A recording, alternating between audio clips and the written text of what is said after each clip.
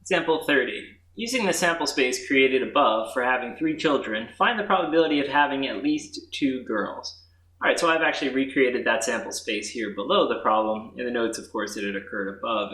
That's why it says above in the problem. But looking at that sample space, they want us to find the probability of having at least 2 girls. So let's do this by writing out that statement first. We want to say the probability of having at least 2 girls. So I'm just going to write at least 2 girls.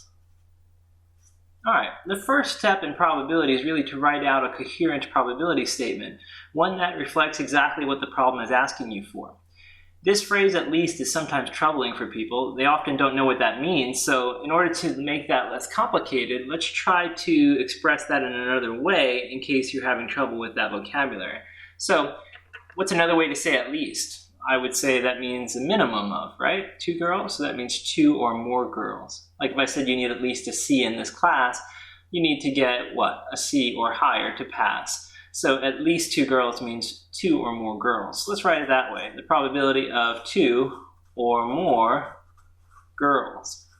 And we could even go further to say, hey, that's the probability of 2 or 3 girls, right? 2 or 3 girls. The probability of 2 or 3 girls.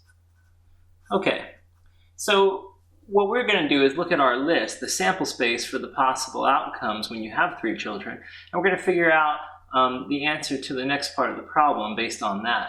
What you do after you've written out a very clear statement that indicates the probability you're looking for is you start by writing out a fraction, and you make sure that that fraction says the following always. It should always say number of over total. Number of over total. Now, the number of statement is generic. What follows it comes from what you put here. So you might say number of families, right?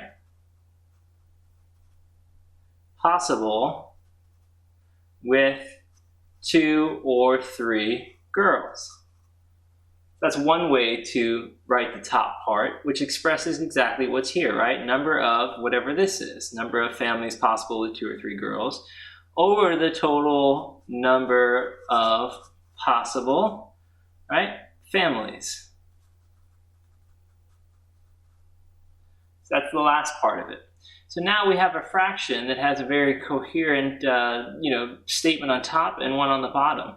And the reason why that's important is because now it's really easy to do the problem. It becomes just a counting problem. We just have to count up the number of families possible that have 2 or 3 girls in them, right? So we look at the list and we say how many of those meet that criteria. Well, how many families have 2 or 3 girls according to this list, right?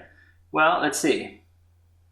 That one has 2 girls, right? That one does, and that one does. So it looks like we have a total of 4 families that meet the criteria we're looking for. And the total number of possible families altogether is the number of cases we have there expressed in red. It looks like there are 4 in each pair here. So we have 1, 2, 3, 4, 5, 6, 7, 8 total. There are 4 on each side of that divided line there. So it's a total of 8 possible outcomes. So the complete answer ultimately is 1/2. Now 1/2 can be expressed as a decimal, as the fraction, as a percent, it doesn't matter. So we can say the answer to the question is ultimately either 1/2, 0.5, or 50% probability. Each of these answers is equivalent, and any professor on the planet, I believe, would accept either one of these as being the right answer. And that's it.